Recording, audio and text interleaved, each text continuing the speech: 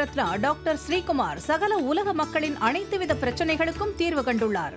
ஜோதிடம், எண் ஜோதிடம், வாஸ்து, கைரேகை, ராசிக்கல் தேர்வு, அயல்நாடு செல்ல, கடனை தீர்க்க, மேல் படிப்பு பெற, திருமணம் விரைவில் நடக்க, தொழில் சிறக்க, வேலை கிடைக்க, குழந்தை பெயர் வைக்க, தொழில் பெயர் வைக்க, ராசிக்கல் தேர்வு செய்ய, சோழி பிரசன்னம் பார்க்க, கம்ப்யூட்டர் ஜாதகம் பார்க்க, 48 வருடம் அனுபவம் பெற்ற ஜோதிடர் ஆலோசனைகளை பெற ஜோதிட ரத்னா டாக்டர் ஸ்ரீகுமார். முன்பதிவு பெற்று சந்திக்கவும்.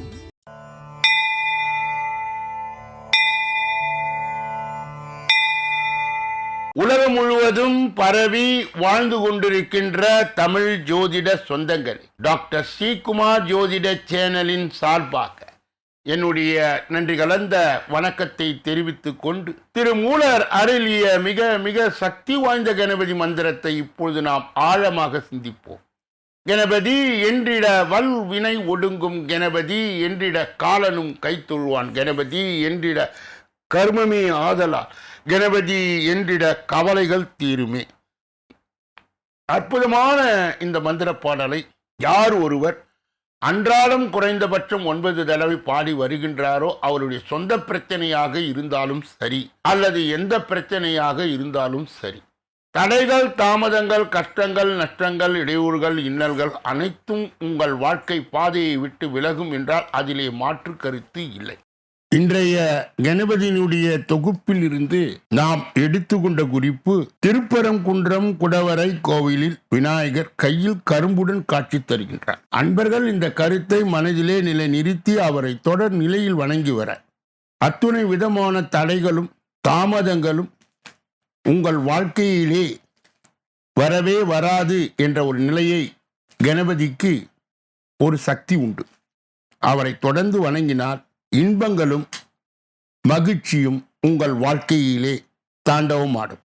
இரண்டாவது பகுதியாய் திகழ்கின்ற இன்றைய நாளின் விசேஷ தன்மையும் பஞ்சாங்க குறிப்பையும் இப்பொழுது நாம் காண இருக்கின்றோம். இன்றைய நாள் 29/5/2026 கிழமை, வெள்ளிக்கிழமை, தமிழ் வருடம் பராபவ வருடம், தமிழ் மாதம் வைகாசி 15வது நாள். இன்றைய சிறப்பு என்னவென்றால் சுப முகூர்த்த நாள். சுபங்களை நடத்துவது நல்லது. திருப்பத்தூர் திரு தலிநாதர், திருப்புகலூர் அக்னீஸ்வரர், நயினார் கோயில் நாகநாதர், திருவாடனை ஆதி ரத்தினேஸ்வரர் தலங்களில் தேர், பழனி முருகன் திரு கல்யாணம், சதுர்தசி திதி. இன்றைய நல்ல நேரம் காலை 9:30 10:30 வரை, பிறகு 12:30 1:30 வரை, மாலை பொழுதிலே 4:30 5:30 வரை. இன்றைய ராகு காலம் காலை 10:30 12 மணி வரை, யமகண்டம் மதியம் 3 மணியிலிருந்து 4:30 வரை, குளிகை காலை 7:30 9 மணி வரை, திதி திரியோதசி காலை 11:17 வரை. இன்றைய நடப்பு நட்சத்திரம் சுவாதி, மதியம் 12:03 வரை. யோகம் சித்த யோகம், சூலம் மேற்கு, பரிகாரம் வெள்ளம். இன்று சமநோக்கு நாள். இன்று சந்திராஷ்டிரமம் அடைகின்ற நட்சத்திரங்கள் உத்திரட்டாதி, ரேவதி. சந்திராஷ்டிரம் பெறுகின்ற ராசி மீன ராசி ஆகும். யாரெல்லாம் இன்றைய தினத்திலே திருமண நாளை கொண்டாடுகின்றார்களோ அல்லது பிறந்த நாளை கொண்டாடுகின்றார்களோ அவர்களுக்கு என்னுடைய உளம் கனிந்த நல் வாழ்த்துக்கள். மூன்றாவது பகுதியாய் திகழ்கின்ற பரிகாரங்களும் பலன்களும் என்ற அற்புதமான இந்த தொடரிலே நாம் இன்றைய தினம் எடுத்துக்கொண்ட தலைப்பு, மன வாழ்க்கையை தடுக்கும் செவ்வாய் தோஷம் தீர என்ன வழி. பொதுவாகவே செவ்வாய் தோஷம் என்றால் மிகவும் கொடியது என்று நினைத்து மக்கள் பயப்படுகிறார்.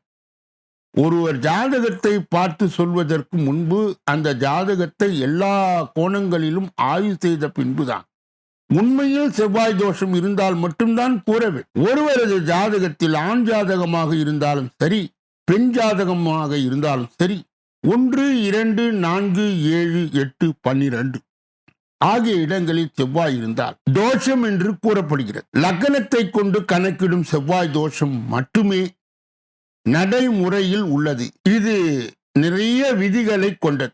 செவ்வாய் அந்த விதிக்கு அடங்காமல் இருந்தால் மட்டுமே செவ்வாய் தோஷம் என்று கொள்ள வேண்டும். ஒருவர் 2, 4, 7, 8, 12 ஆகிய ஸ்தானங்கள் ஏதாவது ஒன்றில் செவ்வாய் வந்தார், அதை மட்டும் தோஷம் என்று சொல்லி மற்றவர்களை பயமுறுத்தக்கூடாது. அது செவ்வாய் தோஷத்தில் கணக்கில் வராது. செவ்வாய் தோஷம் உண்மையில் இருக்கிறதா? அப்படி இருந்தால் அது லக்னத்தில் இருந்து எப்படி இருக்கிறது, சுக்கிரனிடம் இருந்து எப்படி இருக்கிறது, சந்திரனிடம் இருந்து என்ன இருக்கிறது என்று ஆழ்ந்து கணக்கிட வேண்டும். அப்பொழுதுதான் உண்மையில் செவ்வாய் தோஷம் அந்த ஜாதகத்துக்கு இருக்கிறதா, இருந்தால் என்ன அளவு, அதற்கு என்ன பரிகாரம். ஜாதகத்தில் செவ்வாய் தன் சொந்த வீடான மேஷம் விருச்சகத்தில் இருந்தால், உச்ச வீடான மகரத்தில் இருந்தால், செவ்வாய் தன்னுடைய நட்பு வீடான கடகம், சிம்மம், தனுசு, மீனம் வீடுகளில் வந்தால், அந்த ராசிகளிலே செவ்வாய் 2, 4, 7, 8, 12 ஆகிய ஸ்தானங்களில் வந்தால் அவர்களுக்கு செவ்வாய் தோஷம் இல்லை என்றே கூறவே. லக்னத்திற்கோ ராசிக்கோ செவ்வாய் 1, 2, 4, 7, 8, 12 ஆகிய இடங்களில் ஏதாவது ஒரு இடத்தில் குரு அல்லது சனி பார்த்தால் செவ்வாய் தோஷம் நிவர்த்தி பெற்றது என்று கொள்ள வேண்டும். அதுபோலவே செவ்வாய் குருவுடன் சேர்ந்தாலோ, சனியுடன் சேர்ந்தாலோ, சூரியனுடன் சேர்ந்தாலோ அந்த ஜாதகருக்கு செவ்வாய் தோஷம் இல்லை என்றே கொள்ள வேண்டும். செவ்வாய் தோஷம் நிவர்த்தி கொள்ள வேண்டும். புதன் பார்த்தாலும் சேர்ந்தாலும் தோஷம் இல்லை. கடகம், சிம்ம லக்னத்தை பெற்ற ஆண் பெண் ஜாதகருக்கு செவ்வாய் எங்கு இருந்தாலும் தோஷம் இல்லை. அதுபோல செவ்வாய் கும்பத்தில் அல்லது சிம்மத்தில் வந்தாலும் தோஷம் இல்லை. தோற்றப்பட்ட செவ்வாய் வளர்பிறை சந்திரனை பார்த்தால் தோஷம் நிவர்த்தியாகும். மேலும் செவ்வாய் பாவ கிரகங்களுடன் சேர்ந்திருந்தாலும் தோஷம் இல்லை என்றுதான் கூற வேண்டும். இப்படி கருத்துக்களை உள்வாங்கி உண்மையில் செவ்வாய் தோஷம் இருக்கிறதா என்று ஆராய்ந்து எடுத்துரைத்து அவர்களுக்கு வழிகாட்ட வேண்டும். அப்படி செவ்வாய் தோஷம் இருந்தால் அதற்கு உண்டான பரிகாரம் என்ன? செவ்வாய் தோஷத்தை தீர்ப்பவர் முருகப்பெருமான் மட்டும்தான். எனவே செவ்வாய் தோஷம் உள்ளவர் முருகனின் சன்னதியில் திருமணம் செய்ய வேண்டும். மேலும் தோஷம் நிவர்த்தி பெற்ற நல்ல வரன் அமைய 9 செவ்வாய்க்கிழமை அல்லது 9 சஷ்டி திதியில் வீட்டில் இருந்து விரதம் இருந்தார் செவ்வாய் தோஷம் நீங்கி நல்ல வரன் வந்து சேரும் என்பதை நினைவில் கொண்டு அவர்கள் இதை கடைபிடித்து செவ்வாய் தோஷத்தில் இருந்து விலக்கு பெறலாம். நாளைய தினம் நல் வாழ்க்கையை மலர செய்யும் 4 வகை யோகங்கள் அவை என்னென்ன என்பதை நாளைய தினம் நாம் தொடர்ந்து பார்க்க இருக்கின்றோம். 4வது பகுதியாய் திகழ்கின்ற ஜோதிட ரகசியங்களை அறிகின்ற பகுதி, ஜோதிட கிரக இணைவுகளை அறிந்து தெரிந்து புரிந்து பிறரை வழிநடத்துகின்ற பகுதியும் இதுவே. கன்னியா லக்னத்தை சார்ந்தவர்களுக்கு 10க்கு உரியவர் புதன் எங்கே இருக்கிறார், எந்தெந்த வீட்டிலே இருந்தால் என்னென்ன பலன் என்பதை இன்றைய தினம் நாம் தொடர்ந்து காண இருக்கின்றோம். கன்னி லக்னத்தை பெற்றவர்களுக்கு புதன் கன்னியிலே இருந்தால், அதாவது 1வது இடத்தில் இருந்தால் அவர்களுக்கு மற்றவரை கவரும் சக்தி வரும். கவர்ச்சியான பேச்சு, அதிகாரம் உண்டு. கொடிக்கட்டி பரப்பி கல்வி நிறுவனங்கள் கணக்கராக திறமையான ஜோதிடராய் கூடும். கிரகத்திற்கு ஏற்ப தொழில் மாறும். கன்னியா லக்னத்திற்கு 2வது இடமான துலாமிலே 10க்குரிய புதன் இருந்தால் பண பிரச்சனையே இருக்காது. எந்த தொழில் செய்தாலும் பணம் சரளமாய் வரும். குறுக்கு மற்றும் நேர் வழியில் உண்டு. கலைத்துறையில் பிரகாசிப்பீர்கள். சங்கீதம், பேச்சாளர், பயிற்சியாளர், வாயால் பேசி சம்பாதிக்கும் தொழில், ஜோசியர், பெண்ணை கவரும் தொழில், அழகு சாதன பொருள், ஆடம்பர பொருள், ஒரு சிலர் வழக்கறிஞர், நீதிபதியாகவும் இயங்குவார். கன்னியா லக்னத்திற்கு 10க்குரிய புதன் அவர்களுக்கு 3வது இடம் என்று சொல்லப்பட்ட விருச்சகத்தில் இருந்தால் நிரந்தர தொழில் இல்லை. கட்டடம் சம்பந்தப்பட்டவை. செவ்வாய் மற்றும் புதன் அரசு துறை, மின்சார வாரியம். இதற்கு பரிகாரம் அவசியம் தேவைப்படுகிறது. கன்னியா லக்னத்திற்கு 4வது வீடாக திகழ்கின்ற தனுசிலே 10க்குரிய புதன் இருந்தால் எந்த தொழில் செய்தாலும் பணம் வந்து கொண்டே இருக்கும். சௌகரியமாக இருப்பார். நீதிமன்றம், கல்லூரி, பள்ளி, ஸ்டேஷனரி விளையாட்டுப் பொருட்கள், நிதி நிறுவனம், வங்கி. கன்னியா லக்னத்திற்கு 5வது இடமாய் திகழ்கின்ற மகரத்திலே 10க்குரிய புதன் இருந்தால் அரசாங்க வாய்ப்பு அதிகம். நிலக்கரி, சுரங்கம், பெட்ரோல் பங்க், சினிமா, லேப் வசதி, துறைமுகம், கார்ப்பரேஷன், சொந்த தொழில் என்றால் கடுமையாக உழைக்கும்.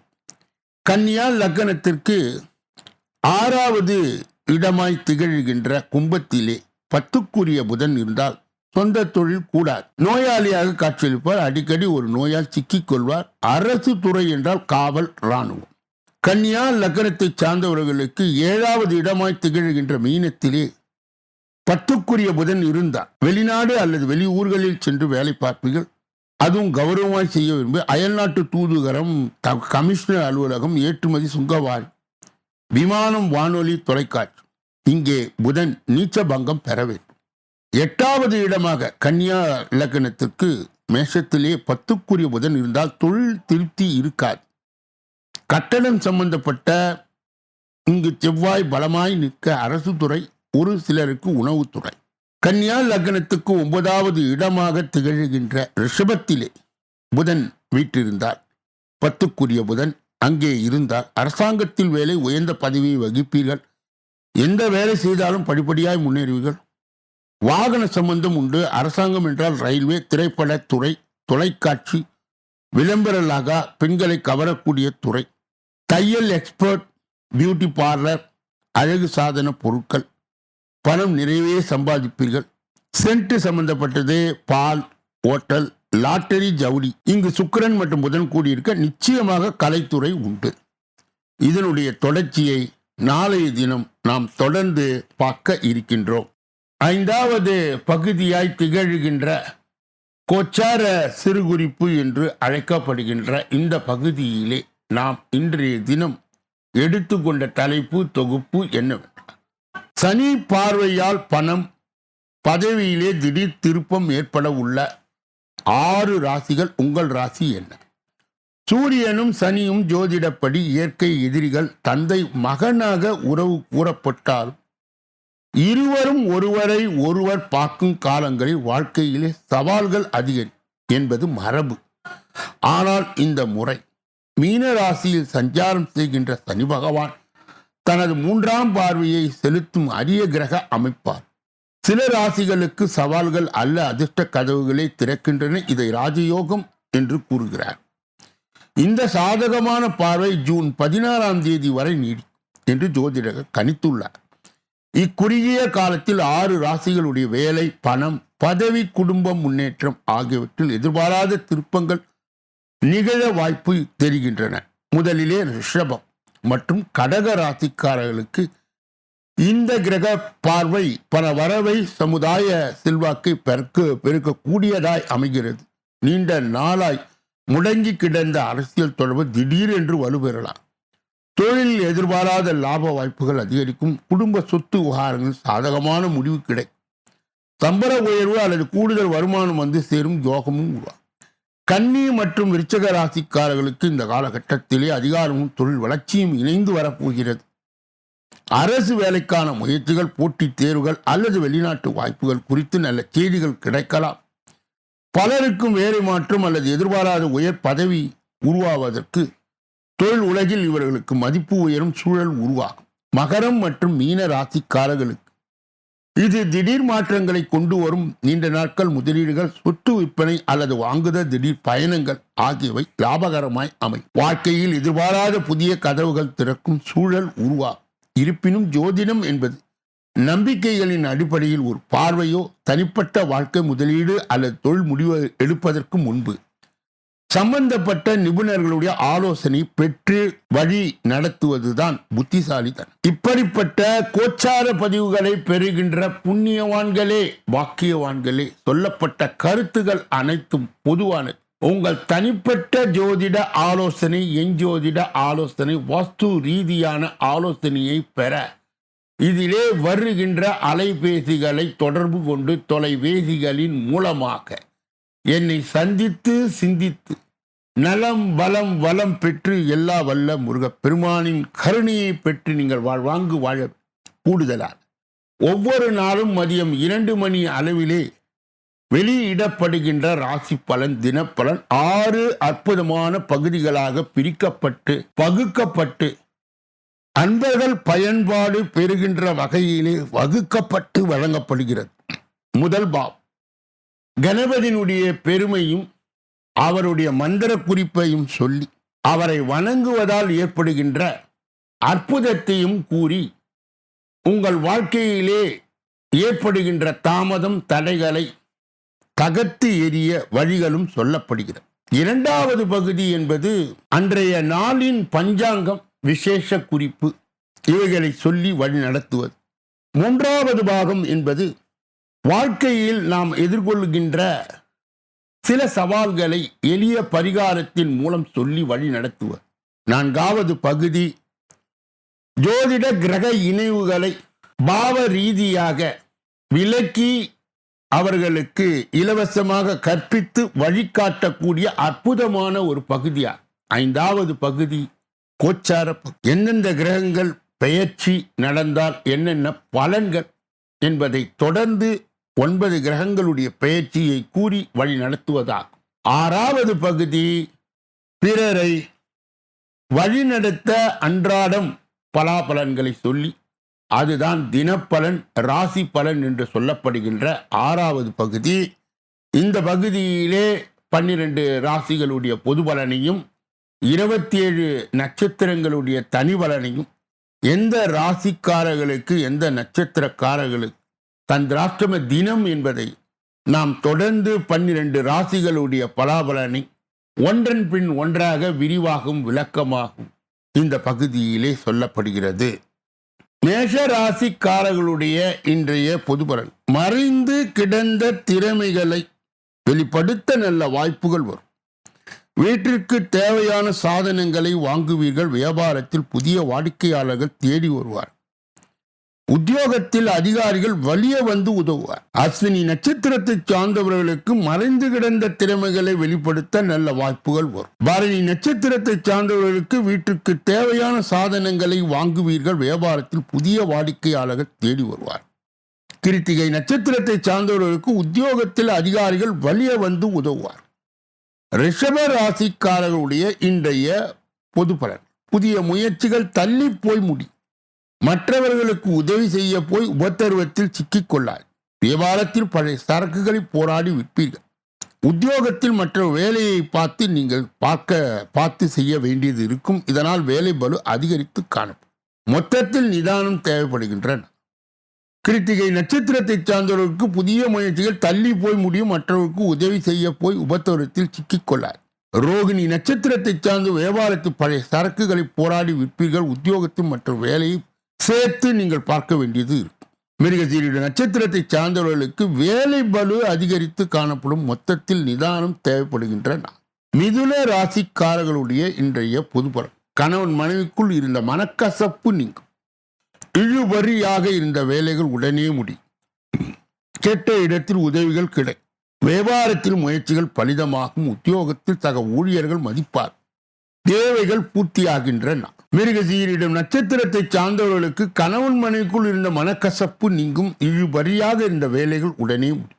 திருவாதிரை நட்சத்திரத்தை சார்ந்தவர்களுக்கு கேட்ட இடத்தில் உதவிகள் கிடைக்கும். வியாபாரத்தில் முயற்சிகள் பலிதமாகும். புனர்பூசம் நட்சத்திரத்தை சார்ந்தவர்களுக்கு உத்தியோகத்தில் சக ஊழியர்கள் மதிப்பார்கள். தேவைகள் பூர்த்தியாகின்றன. கடக ராசிக்காரர்களுடைய இன்றைய பொதுபலன்கள் கோபத்தை கட்டுப்படுத்தி உயர்வதற்கான வழியை யோசிப்பீர்கள். உறவினர்கள் நண்பர்களால் அனுகூலம் உண்டு. வெளி வட்டாரத்தில் அந்தஸ்து உயரும். பழைய கடனில் ஒரு பகுதியை பைசல் செய்வீர்கள். வியாபாரத்தில் வேலையாட்கள் கடமை உணர்வுடன் செயல்படுவார்கள். உத்தியோகத்தில் உங்கள் திறமை வெளிப்படும். மதிப்பு கூடுகின்றன. புனர்பூசம் நட்சத்திரத்தை சார்ந்தவர்களுக்கு கோபத்தை கட்டுப்படுத்தி உயர்வதற்கான வழியை யோசிப்பீர்கள். உறவினர்கள் நண்பர்களால் அனுகூலம் உண்டு. பூசம் நட்சத்திரத்தை சார்ந்தவருக்கு வெளி வட்டாரத்தில் அந்தஸ்து உயரும்.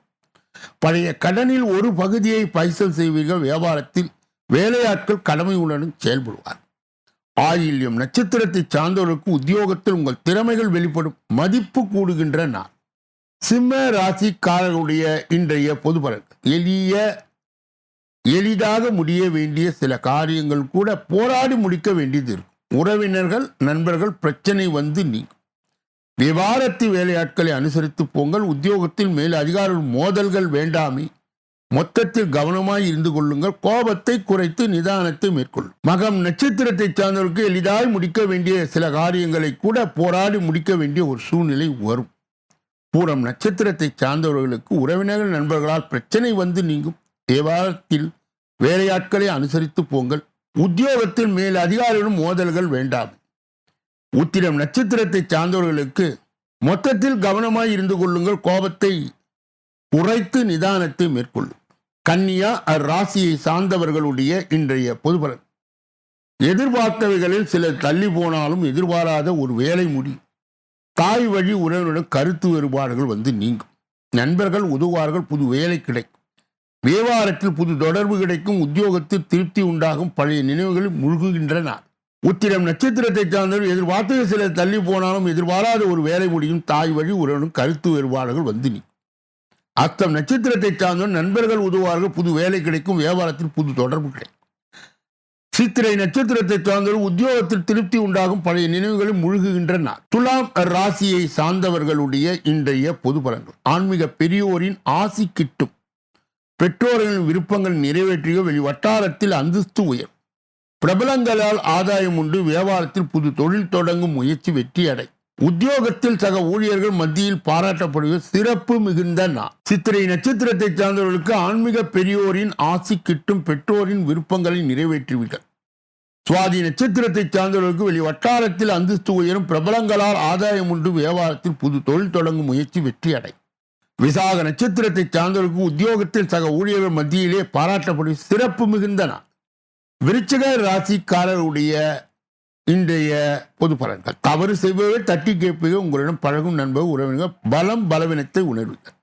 வீடு வாகனத்தை சீர் செய்வீர்கள். பழைய கடன் பிரச்சனை கட்டுப்பாடுக்குள்வோம். உத்தியோகத்தில் உயர் அதிகாரிகள் உங்களை முழுமையாய் நம்புவார். முயற்சி பலிதமாகின்றன. விசாக நட்சத்திரத்தை சார்ந்தவர்களுக்கு தவறுகளை செய்வது தட்டி கேட்பீர்கள். உங்களிடம் பழகும் நண்பர்கள் உறவினர்களின் பலம் பலவீனத்தை உணர்வு. அனுஷ நட்சத்திரத்தை சார்ந்த வீடு வாகனத்தை சீர் செய்வீர்கள். பழைய கடன் பிரச்சனைகள் கட்டுப்பாடுக்குள் வரும். கேட்டை நட்சத்திரத்தை சார்ந்த உத்தியோகத்தில் உயர் அதிகாரிகள் உங்களை முழுமையாய் நம்புவார். முயற்சிகள் பலிதமாகின்றன. தனுசு ராசிக்காரருடைய இன்றைய பொது பலன்கள். நீண்ட நாள் ஆசையில் ஒன்று நிறைவேறும். பழைய உறவினர் நண்பர்கள் தேடி வந்து பேசுவார்கள். வாகன வசதி பெறும். உத்தியோகத்தில் மேல் அதிகாரிகள் உங்கள் ஆலோசனையை ஏற்பாக சாதிக்கின்றன. மூலம் நட்சத்திரத்தை சார்ந்த நீண்ட நாள் ஆசையில் ஒன்று நிறைவேறும். புராட நட்சத்திரத்தை சார்ந்தவர் பழைய உறவினர்கள் நண்பர்கள் தேடி வந்து பேசுவார். வாகன வசதி பெறும். உத்திராட நட்சத்திரத்தை சார்ந்தவருக்கு உத்தியோகத்தில் மேல் அதிகாரிகள் உங்கள் ஆலோசனை ஏற்பாக சாதிக்கின்றன. மகர ராசிக்காரர்களுடைய இன்றைய பொது பலன். கணவன் மனைவிக்குள் அந்யோன்யம் பிறக்கும். கைமாற்றாக வாங்கியிருந்த பணத்தை திருப்பி தருவி. ஆன்மீக நாட்டம் அதிகரிக்கும். உறவினர்களால் மதிக்கப்படுவீர்கள். வியாபாரத்தில் சில சூட்சுமங்களை புரிந்து கொள்வீர்கள். உத்தியோகத்தில் பணிகளை விரைந்து முடிப்பீர்கள். மகிழ்ச்சியான நாள். உத்திராட நட்சத்திரத்தை சார்ந்தவர் கணவன் மனைவிக்குள் அந்யோன்யம் பிறக்கும். கைமாற்றாக வாங்கியிருந்த பணத்தை திருப்பி தருவீர். திரு ஓணம் நட்சத்திரத்தை சார்ந்தவருக்கு ஆன்மீக நாட்டம் அதிகரிக்கும். உறவினர்களால் மதிக்கப்படுவீர்கள். வியாபாரத்தில் சில சூட்சுமங்களை புரிந்து கொள்வீர்.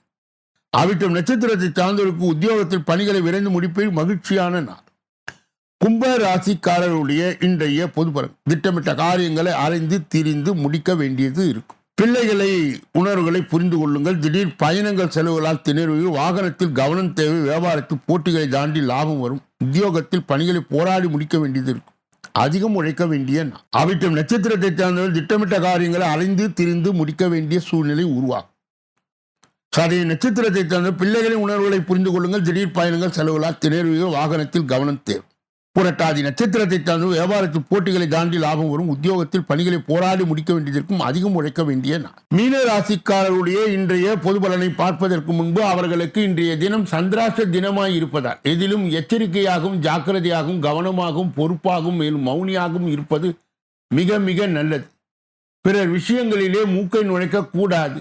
குறிப்பாக வாகனங்களை இயக்கும் பொழுது முழு கவனத்துடன் கவன சிதறலின்றியும் இயக்க. மீனராசியை சார்ந்தவர்களுக்கு சேர்ந்தவர்களுக்கு சந்திராஷ்ட தின தீட்சணியை கட்டுப்படுத்த மட்டுப்படுத்த தட்சிணாமூர்த்தியினுடைய தொடர்நிலை வழிபாடு தேவைப்படுகிறது. கூடுதலாக மகான்களுடைய வழிபாடும் சித்தர்களுடைய வழிபாடும் சந்திராஷ்ட தின தீட்சணியை கட்டுப்படுத்தும் மட்டுப்படும்.